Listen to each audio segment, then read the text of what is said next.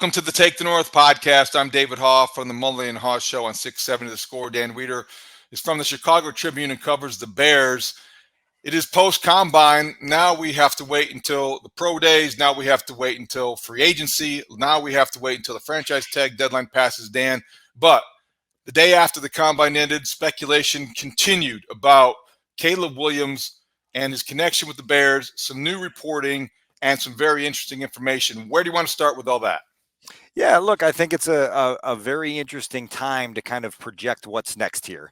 And as you mentioned, it seems like the next stop on the Caleb Williams evaluation itinerary is to get out to Southern California on March 20th for the pro day. And that's going to be the next stop for the Bears to have an audience with Caleb Williams to watch him work out on the field. Albert Breer from Sports Illustrated reported on Monday morning that the Bears had originally intended to have their next meeting as their top 30 visit at Halas Hall in advance of free agency, very soon after the combine. They obviously had a different change in plans when the combine ended, and that kind of just throws a little bit of a wrinkle into what they do on the Justin Fields front, I think, in some regards, because as you know, not having a medical evaluation on Caleb Williams leaves a little bit up to guesswork right now. Now, I don't think anybody out there is suspecting anything will come up when Caleb Williams does his physical at Halas Hall, but until the Bears do that work, it's hard to have that firm conviction that this is the 100% direction you want to go. And I think they wanted to get there if they could have before the pro day in March. So let's explore that for a moment before we get into some of the other things that were interesting about the report and also the weekend. I want to ask you about the if we're getting caught up on something we shouldn't be, or is this just carrying out the way things typically go? You know, the combine is the time where you break down everything. There's stories that happen every year about being asked, prospects being asked about things about their past, or, you know, staying away from guys because of one answer. Maybe the earth is flat, the way the Texas Tech cornerback talked about. Point is that every little detail matters. Yeah. So it's in that context that I ask you this. We learned from Albert Breer the Bears wanted to bring Caleb Williams in this week. They changed their plans. I don't know what led to those change in plans, but Caleb Williams did not have a medical physical performed. And the sole purpose originally of the NFL Combine was to get those medicals taken care of there because all the hospitals were close. Things are changing in the NFL Combine world. So now the Bears theoretically would like to have a deal done, reading their minds, speculating, a trade for Justin Fields completed by the time the league year begins next week. If they're not meeting with Caleb Williams until after his pro day, March 20th, it means he's not going to submit to a medical exam until then. They're theoretically trading the quarterback and going all in on Caleb Williams before they know the results of his physical. Now, I think it's probably a calculated risk that is understandable to make, and I would probably make it. But would you agree that there is some risk involved, and it's somewhat unusual that a team would do this? Well, so there's two parts to this, because the timeline on a Justin Fields trade is sort of hinges on multiple factors. It hinges on your conviction on your secession plan, right? And that's what we're talking about here when it relates to Caleb Williams. And then it also hinges on who's knocking on your door and who thinks that Justin Fields should be their starting quarterback next year. Coming out of the combine, there seems to be a heavy consensus that there isn't a team in the league that has made Justin Fields their top target. It feels like even the teams that have checked in with Ryan Poles on the availability of Justin Fields are kind of well, let's just see what happens with X, or let's just see what happens with Y. And that's, you can read between the lines on Kirk Cousins and Baker Mayfield, and maybe some teams that want to get a better feel for how the draft board is going to sort out. And so Ryan Poles' desire to do right by Justin, to try to get him a new home as soon as possible so he can proceed with his life, is going to be impeded by some of these factors. The Caleb Williams physical examination part of this process is key. I'll tell you two things on this front. Number one, this is a more sophisticated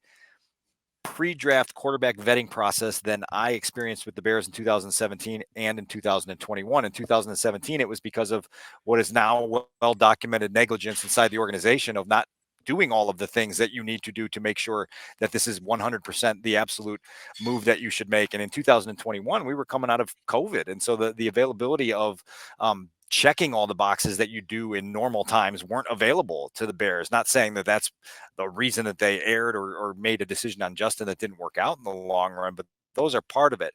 The other part of this, David, remember the first high profile move that Ryan Poles made as Chicago Bears general manager was to agree to an offer with Larry Ogunjobi. And then he came in for a physical to Alice Hall, and they found some things they didn't expect to find. They failed him on the physical and ultimately didn't sign him. And it scarred Ryan. It hurt Ryan. It it changed him a little bit in the way that he goes about things, because he had a player that he really liked, and he had to sit in a parking lot with him and say, as much as I wanted to sign you, I can't do that. And so who knows what's going to show up on Caleb Williams' medical exam? It's probably 100% clean. He doesn't have an injury history that people in the league are worried about, but until you do it, you don't know, and so I think that's the part of this process that's important. That's why they do it. We can make all kinds of assumptions, and I think that they would all, it's like when you, and this is maybe a terrible example, but it's when you like decline the insurance on your rental car. Chances are you're fine. Right. Chances are it's not going to have a problem. But you know what? That one time when you do, need it, you might not have it. And I just wonder, in the Bears' ideal world, they know what the medicals look like. They go into the league year, the weekend before, next weekend, ready to try to make a deal for Justin Fields, wanting to do right by him. But Dan, I think these are all kind of perfect scenarios. There's nothing perfect about trying to do what the Bears are trying to do with trying to make a deal, get value for Justin Fields, and also do right by him. I think they're not going to be able to check all those boxes. Justin Fields is nobody's plan A. It's appearing. Russell Wilson, news is on Monday afternoon he's going to get released. Kirk Cousins is considering Atlanta as well as the Vikings, and that's also a factor. Baker Mayfield likely will return to Tampa Bay. Consensus seems to be because Mike Evans is now a buck for life. But you have factors outside of the Bears' control that are going to affect how able they are to trade Justin Fields. And then you wonder about the wisdom of doing that before they have seen the medicals of Caleb Williams, because if you trade Justin Fields and you have to stay away from Caleb Williams because there's something that's flagged in the medicals, then where are you? Then you're not where you want to be or plan to be. The good news on all this is we're talking a lot about medicals, which means that Caleb Williams didn't do anything in the interview process in Indianapolis to make people go, whoa, that was not up to our standard, or that was off-putting. It seems like all of the buzz coming out of Indianapolis is that the initial meetings went very well, not only with the Bears, but with the other teams that he met with. Caleb has a very easygoing confidence about him that, as we talked about last week, seems like it would be something that would naturally resonate with Ryan Poles. You have a situation here where, you've had an opportunity now to get with his teammates, both in the All-Star Game circus in January, and then obviously those players from USC and or Oklahoma that the Bears spoke with at the combine can give you some further intel. And the interview that they had with Cliff Kingsbury back in January when they were hiring for an offensive coordinator, I think was able to get them some intel on who this kid is, what's his wiring like, what's his DNA like, what's his father's involvement in his world and his football world like. And so now you feel a little bit better about, okay, we're starting to feel stronger. We've got the talent box checked. We're starting to feel good about the personality and the wiring. Well, now we're getting further down the list of the boxes we want to check to say, yes, this is going to be the guy that we invest all of our futures and our careers on to make the franchise quarterback of the Chicago Bears. The medical piece is part of that. And so that's probably the next piece. The other thing here, David, that's really interesting to take note of. The Southern Cal Pro Day is March 20th. There was a nugget in Albert Breer's column that said the Bears were hopeful to have Caleb Williams in for his visit in Lake Forest shortly after that. Well, the entire Bears power regime, which would be Kevin Warren, Ryan Poles, Matt Eberflus, will depart for Orlando in the owners' meetings on the 23rd. It's doubtful you would have Caleb Williams fly out the night of his pro day to be in your hotel the night before. And so if that's the case, you're looking at March 22nd is probably the earliest date, of Friday, a quick in and out to do that visit, or you're waiting until after the owners' meetings, which would be a week after that. So it may take a while to get all this information. I bring those dates up just because that's the next piece of the puzzle for the Bears in furthering their evaluation of Caleb Williams. My first reaction to that is, okay, I get the agenda is busy. How many times in the scope of your executive career, in your career as chairman, George McCaskey, are you going to draft a franchise quarterback at number 1 overall? Orlando can wait. No, it can't Orlando, though. why?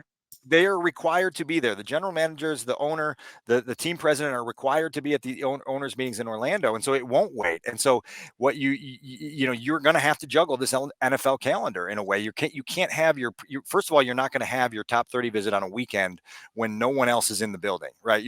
Part of the key on a top 30 visit is to also see how these guys interact with people around your organization and to have them exposed to the entire experience of what it's like to be at Haugh Hall. So the weekend's a non-starter. So you're looking at Friday the 22nd as if you want to rush it, you go there. If you don't want to rush it, well, then you're talking about waiting until the latter portion of the next week. And it can't wait because there is league business that you are required to be at. I can respect the league mandates, but I also look at it, if you are waiting to get him in front of your team doctors, then you are hoping that he can make the trip on the 22nd or as early as possible after his pro day. Because if you're waiting on, this information, I don't think you want to spend an uneasy week in Florida waiting to get back to Chicago so your team doctors can get in front of him while you're waiting to figure out who you're going to draft. Because the Ogunjobi example is a great one. You can look to other examples in pro sports. If he does not have his physical, and that is the piece that you are missing, you've got to do that sooner rather than later, or as soon as possible. I don't disagree with you. It's just a complicated puzzle, and why this is a little bit significant here, David, is it and we can get into more of this later in the episode. It speaks to some of the heavier lifting that you have to do when you're dealing with a player who's bucking convention in certain regards. If Caleb Williams had just submitted the medical exams in Indianapolis, the first 12 minutes of this podcast would be different. We wouldn't have spent this much time talking about it, but he didn't, because he's trying to do things a little differently than prospects in the past have. That's fine. No one's criticizing him for it, but it does create dynamics that force you to do things in a different way now. And that's why, I put out a few tweets over the weekend saying, like, you have to kind of determine organizationally whether the Caleb Williams situation, not Caleb Williams the person, but whether the Caleb Williams situation is high maintenance. And if it is, then what? And this is a very small example of something where you're now trying to figure out schedules and you're trying to coordinate logistics and you're trying to do this, that, and the other thing, all because Caleb didn't want to do the medicals in Indianapolis. And so that's going to be part of this experience if you decide to draft Caleb Williams going forward. And organizationally, you have to figure out, are you up for it?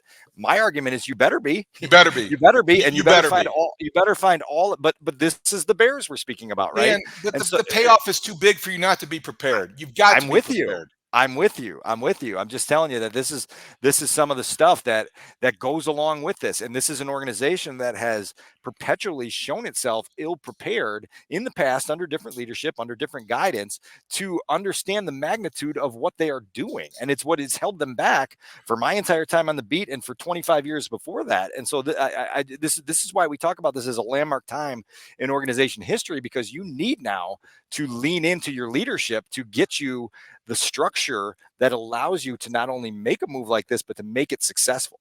So let's go back to the combine in Indianapolis. It's Wednesday night. It's 10:40 local time, and that's the slot that Caleb Williams slid into according to the schedule, according to Albert Breer's reporting in Sports Illustrated.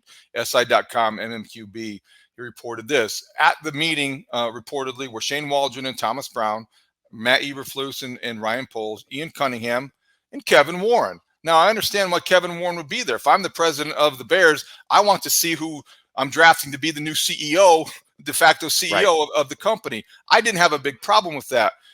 I know that you have definitely been in on these processes before, and I just wonder what you thought about how they approached it and what might have been discussed and what you heard about how it all went. Yeah, this is an icebreaker, and so I think it's pretty bare bones. You've got 20 minutes and then you're on to the next guy. And so I would imagine that Ryan Poles and Matt Eberflus were the leaders of the conversation. The other people were there primarily to observe and take notes and get themselves ready for the next steps in these processes, which we've kind of documented here. And so along with that, you're just trying to get a feel for how you feel about a guy in his presence the first time you get to know him. It seems to me, like I say, that there was really nothing that came out of Indianapolis that says, "Oh boy, he didn't carry out his side of the bargain. He seemed to represent himself well. Again, there's that confidence there. There's that comfort in his own skin, and I think people in Chicago are going to have to get used to that. This is a guy who unapologetically cried in the arms of his mother, and then owned it when he met the media at the combine last week, and so there is a comfort that Caleb Williams has in who he is that should be very valuable in the franchise quarterback role. I think that comes across when people get to meet with him and sit down with him and talk with him. It may be off-putting to some, but I think there's a general perception that he's genuine, and what you see is what you get with him in a lot of ways. You see a lot of likability potential. At least I did. And I think that it may rub some people the wrong way, the easy confidence, the way it was described. And I'm not making this comparison before people run off and say, I just compared Caleb Williams to Jay Cutler. But we have seen this sort of inner confidence and maybe even borderline cockiness from Jay. When Jay Cutler was a Bear, things didn't go the way that he wanted to. But when things were good, he had a sort of a swagger to him that looked familiar when Caleb Williams walked to the podium and didn't really have anything faze him. There's a unfazed quality to Caleb Williams that all the great ones seem to have. And I'm not calling Jay Cutler a great quarterback, but he certainly had that inner confidence that he believed that everything he was doing was the right way and he could handle whatever you threw at him. Caleb Williams is right now a more likable version of that and probably a better quarterback on the field. Dan, I want to know what you thought. You alluded to it earlier. I thought the other interesting bit of information was that in the story by Breer, Carl Williams' role came up. They interviewed Cliff Kingsbury, and Cliff Kingsbury reportedly told the Bears that Carl Williams is a bright guy who cares for his son, and he hasn't gotten involved in football matters and was only spotted like once at the facility last football season. To me, that's probably a good nugget to include in any report about Team Caleb. No question. And so you're learning a lot more about Team Caleb at this point. And I think that there has been a consistent message from people that have gotten a little bit more involved in what all this is, that says that Carl Williams isn't going to be someone that is overly involved in Caleb's day-to-day football business, but he is going to be heavily involved in his business. And as you know, it can be difficult and challenging at times to sync those things up, the business and marketing part of your life with the football and professional responsibilities that you have in that regard. And so that's something Caleb and Team Caleb are going to have to juggle. They're going to have to do it gracefully, and they're going to have to find ways to make that work. That's part of this equation, and I'll give you another comp here, David, that you can tell me what you think of this. And I'm not saying that Caleb Williams is going to have the impact on the NFL or the Chicago Bears like LeBron James had coming into the NFL. But the similarity to me is this: the spotlight had been following LeBron James around for 4 or 5 years pretty intensely before he got to the NBA. The spotlight has been following Caleb Williams around for 3 or 4 years before he gets to the NFL. And so you have someone that has been immersed in this level of attention and this level of, public reaction to everything you do in a way that can challenge you as a young man. Caleb Williams is 22 years old, just turned 22 in November. There are things that come with that. And this is why one of the things I tweeted over the weekend is that the Bears have to understand not only the magnitude of this opportunity, but the magnitude of the responsibility of managing it in a way that Caleb Williams feels this same sense of ease and comfort and command that he showed at a podium at the combine in February, as he's going to show when he's in the midst of a tsunami of criticism when the Bears lose 3 games in a row at some point in his career. I think that's a great point, and it speaks from the experience that you've had here in Chicago. And it's rare that really the Bears have had, the Bears are Chicago's, and everybody considered the Bears almost like a local story, and they're part of us and they're part of who the city is. And when Caleb Williams comes rolling into town, if he's indeed the number 1 draft pick, and things do go according to plan, or as well as the Bears hope they will go, it's more than Chicago's story. This is a national story. That's a really good point. Yeah. And he becomes an NFL phenomenon. And I just don't know. Every day. Every day. Literally every day. Yes. And I don't know that we've experienced that. I think, you look back at, I'm just trying to think, Brian Urlacher was a linebacker, so it wasn't like it was a thing. Devin Hester had his moments, but he was a specialist. There hasn't been a quarterback a franchise quarterback to command the national attention in the way that Aaron Rodgers did, or Patrick Mahomes does, or Joe Burrow does. But that's what you're going after in the best case scenario. And you're exactly right. So when I'm as Kevin Warren and I'm looking at this and I'm hearing all the things, I have to prepare the infrastructure for the tsunami that is the Caleb Williams experience. I think it could be harder on the Bears to adjust to Caleb Williams maybe than it will be for the Caleb Williams to adjust to the Bears. I'm 100% with you. And it's where I hope that, look, like what I know about Kevin Warren and Ryan Poles is they're not going to be deterred by a fear of risk. They're going to go all in on this if they feel like it's worthwhile to go all in on this. But then you've got to go, again, put the support structure around everything that involves Caleb Williams so that you're not walking him toward trap doors. I tell a story often, and Rich Campbell and I have shared this over time, about 2019. The Bears were coming off that division championship season, the double doink. The Bears 100 had this incredible grand pomp and circumstance lead up to a season that we all thought had Super Bowl dreams. We got to training camp in Bourbonnais, David, and it was like 6 practices in.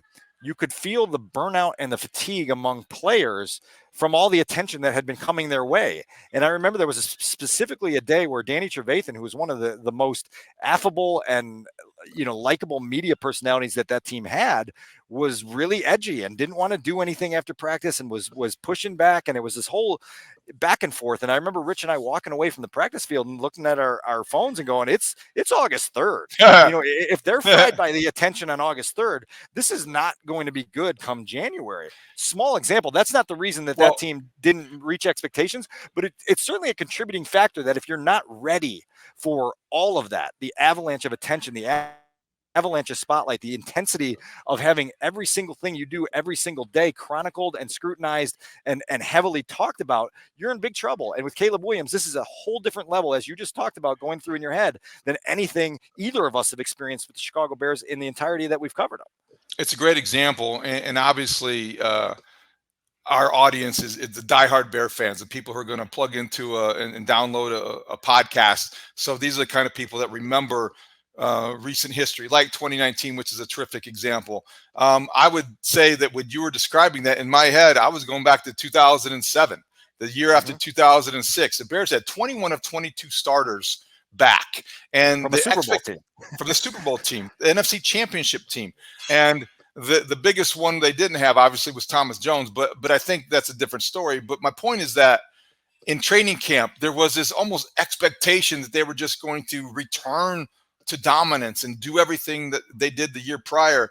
And there was a fatigue factor. And I've always maintained since then, and after 2011 or 2010 season, and then after 2019, this franchise does such a better job of responding to and selling and buying into this idea of beating and handling adversity, selling losing, than they ever have of handling success.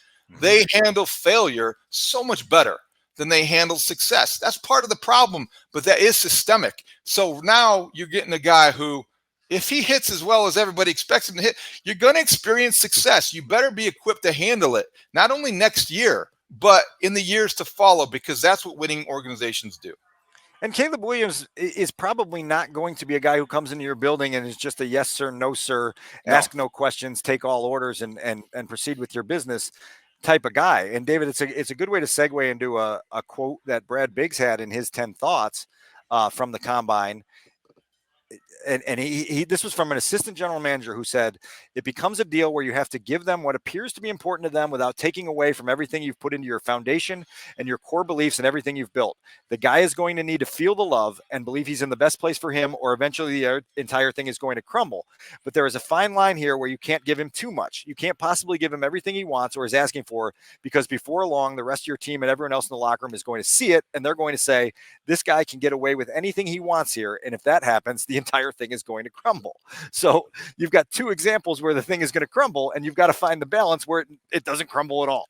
You do have to find that balance, but I think part of that also is maybe unspoken.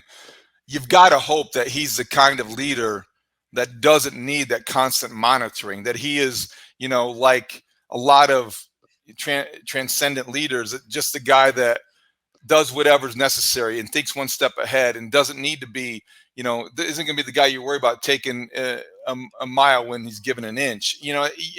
That shows up early and stays late, does all the things that the great ones do. But I think it's a good point, and it's something that just falls under a large category of unknowns when it comes to Caleb Williams. Bigsy also had something I wanted to know what you thought about. And, obviously everyone looks to the experienced guys who have covered this team the longest, and Brad has for 24 years. And he said that as of, today is March 4th. Happy birthday, Chicago.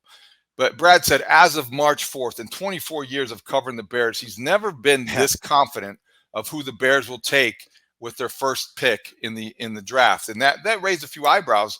But I know what he's saying there, because after the combine, it does seem like a bit of a fait accompli. Momentum, right? Like we felt momentum coming out of Indy that this is the decision, that unless something surprising happens in the next 6 weeks, this is the path that they seem to be headed down. Now, Brad, I know, has been emphatic in saying, look, like how many times in his 24 years covering the team have they had a top 5 pick, much less the first pick in the draft. And so it's a lot easier when you have the very first choice of any player in the draft, and you see a guy that is widely regarded as the best prospect in the draft, and you start to feel like the boxes are being checked, at least in pencil and in many cases ink and Sharpie, that we're headed down that path. And so that's certainly where I would put my money right now on March 4th, if that was something that I was asked to do. And now we'll just kind of watch these next layers of the process play out. And always, as you know, in this league, you just kind of, you keep your seatbelt buckled, because there can be surprise twists around every turn. Quickly regarding the Justin Fields trade market, want to get your thoughts. Jeremy Fowler from ESPN reported 4 teams will be interested in perhaps making a deal with the Bears. I don't know what they would be willing to give up, but he cited the Raiders. He mentioned the Falcons. He mentioned the Steelers. And this one's interesting, Dan. He mentioned the Minnesota Vikings. And I know the Vikings' decision and thought process will be predicated on what happens with Kirk Cousins. But knowing that team as you do, being in the division as long as you have, is that even a possibility for the Bears to entertain the Vikings as a trade partner? I would take my pen and put an X through the Raiders, and I'd put an X through the Vikings, because I can't fathom that. I really can't.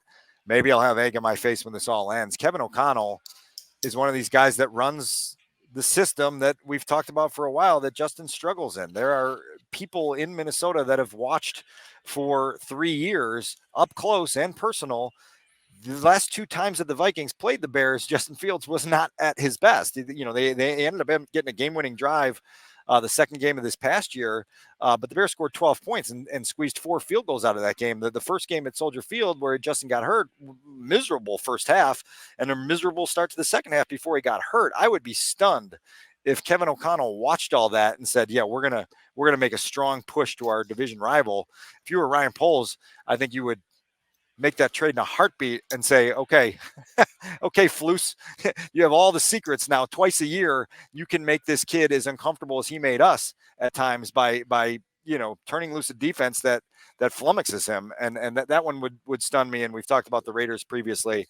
Now it's a matter of just watching this first wave of free agency play out a week from now, and then figuring out what that does to teams with quarterback needs. Well, you mentioned the word momentum, and I think it's going in the wrong direction for Justin Fields in a new home and possible trade partners. You know how it works. Coming out of the combine, all of the major networks now, you can see at least one headline or one segment devoted to the shrinking trade market for Justin Fields on the Monday following the combine. And it seems to be a thing. So you start to wonder, what we once thought was compensation in the way of possibly a second-round draft pick, maybe another future third or fourth or whatever the case may be. Dan, you have any way to hazard a guess of what the compensation might be now and what the Bears might be stuck with in terms of accepting a deal, because you don't want to necessarily keep Justin Fields and draft Caleb Williams? Yeah, I mean, I really do think the compensation is contingent on who it is that's doing the trading and where they're at in their desperation process. Everyone uses the Sam Darnold trade as a reference point. Well, that was a desperate owner in Carolina giving up way too much for a guy that wasn't going to be the answer, and so you have to find the urgency, right? Like you have to identify where that exists for a team that really might need what you have in order to push their plans forward. And right now, I think with everything we've documented with Justin, obviously not plan A for anyone. You have to wait for these other dominoes to fall and then figure out who's left and then say, okay, now what are you willing to give us? And then you have to play that game in a way that works for your franchise. Before we close with a thought on Jaylon Johnson, what other combine tidbits and sort of other things we haven't gotten to in this sort of preoccupation with the quarterback? Yeah, well, two things really quick on one on the Caleb Williams front. I think that there was a exec that said to me that this is a kid that's been sought after for a long time, even when it goes back to figuring out where you're going to play in high school and then being recruited at Oklahoma and then getting in the transfer portal. And so when you're sought after, you're allowed to, I don't want to say make demands, but you're able to make requests, certainly. And people are more than willing to kind of go out of their way to make it worth your while to follow them. This is a different world that Caleb's going to be walking into, particularly once he gets drafted and signs a contract that puts him under the control contractually of a team for 4 years. He's going to have to adjust, and the team that drafts him, in this case, probably the Bears, are going to have to adjust to just understanding what that give and take needs to be on a regular basis so that it doesn't become contentious or friction. The phrase that was used to me by this exec was he needs to kind of be unrecruited, that he's going to have to be humbled a little bit and understand that, look, I know you are the face and the voice of our franchise, and you're going to be the guy that we prop up and we push forward. You still have to do all the things that the other rookies have to do. You still have to be a guy that is a tone setter in that regard of subscribing to a process that isn't always as, I don't want to say pampered or coddled, but whatever one level below that is, and you got to respond and you got to react accordingly to that. So I thought that was an interesting way to put it for a guy that's had a lot of people wanting him and pulling him in their direction for a long time now. The NIL, his stature, where he went to college, he's been part of 2 big-time programs. It's not like drafting somebody and wondering how they're going to respond to the NFL and make the transition. It's going to be somebody who's used to commanding the spotlight, has a sense of who he is, and a strong inner confidence that some people may not appreciate all at once. But I think that, as you saw last week, he can't handle himself and he's pretty nimble. You just imagine him being very poised and not losing his composure on the field. Yeah, and my other post-combine note, which I'll write about later in the week, is just this opportunity that's sitting for them at number 9, David. I mean, there's an opportunity that if you draft Caleb Williams, you can immediately get him within an hour and a half, a top-tier playmaking receiver if one's available, a top-tier offensive tackle if one's available, and if not, if you decide to go in another direction, you could walk out at night 1 of the draft with the first offensive player selected and the first defensive player selected in the draft. When you think of it through that lens, I don't know how you couldn't have an immediate adrenaline rush to be Ryan Poles, to be a Chicago Bears fan, because this is April 25th is going to be a day that the morning of April 26th is going to feel really, really good in Chicago. No doubt about it. It's going to be a huge day because you're going to feel like the draft just changed the direction of your franchise. If you're drafting a franchise quarterback and somebody's either a bookend tackle or a weapon that's going to be around here for a very long time. Great point. All right. So Jaylen Johnson at 3:00 on Tuesday is the deadline to apply the franchise tag. Maybe the Bears are headed in that direction. Doesn't mean they can't work out a long-term contract. Brad Biggs speculated in print on 10 Things, ChicagoTribune.com. 4 years, $88 million was Biggsy's guess. It's a good guess. It also would put Jaylen at the top of the heap in terms of average annual value. The Bears certainly can't afford that. What's your prediction about what's going to happen before 3:00 on Tuesday? Well, when Brad throws a number like that out there, it's usually not just pulled out of thin air. And so we'll see if that is indeed the offer that's on the table. Obviously, the guarantees in that would be important to Jaylen and his camp to figure out where things go. Brad has referenced that obviously Cole Kmet got a 4-year extension. I think Tremaine Edmonds last year got a 4-year contract. It seems to be the length of the deal that Ryan has been providing to those core guys, those cornerstone guys, which they believe Jaylen is a part of. If it was a shorter term deal, I wouldn't be shocked either. If it was like a 3-year deal with a little higher guarantee and a little higher AAV, that's something you could talk about. But right now, where we're standing here as we record this episode, I would think at 3:00 on Tuesday of this week that the franchise tag would be applied procedurally to Jaylon Johnson, simply as a way to buy time to continue the negotiations on this extension that both sides want to get to. I don't see any way, shape, or form where Jaylen plays out the 2024 season on the tag unless things go horribly astray. Obviously, that tag would give the two sides until middle of July. July 15th, I believe, is the deadline to get a deal done. And then if they can't, well, then he plays on the franchise tag. But I would guess that the headline on Tuesday is that Jaylen Johnson has been given the franchise tag. And you're saying essentially, don't overreact. Don't read that as something that there's getting contentious or anything like that. Just it's buying themselves some time, and you'd be fairly confident that a deal will be struck. Is that accurate? Yeah. You keep him. All right, you're breaking up a little bit there, so it was a good time to wrap it up because we have to get out of here anyway. So that's a big wrap up of the NFL Combine Week. Caleb Williams' thoughts, Jaylen Johnson's deadline, and all things Bears. And we'll be back here later in the week if things develop. And it's going to be a crazy offseason. Next week is free agency. This is the post-Combine Week, and we'll have a lot packed into the next few weeks as we get near the April 25th NFL draft. So for Adam Studzinski, our producer, Dan Wiederer from the Chicago Tribune, I'm David Haugh. You can catch us on the Take the North podcast on your free Odyssey app or wherever you get your podcasts, or you can watch us on 670 Scores YouTube page. Download, listen, and subscribe. Give us some feedback. We appreciate your time and listening to the Take the North podcast. Great talk. See you out there.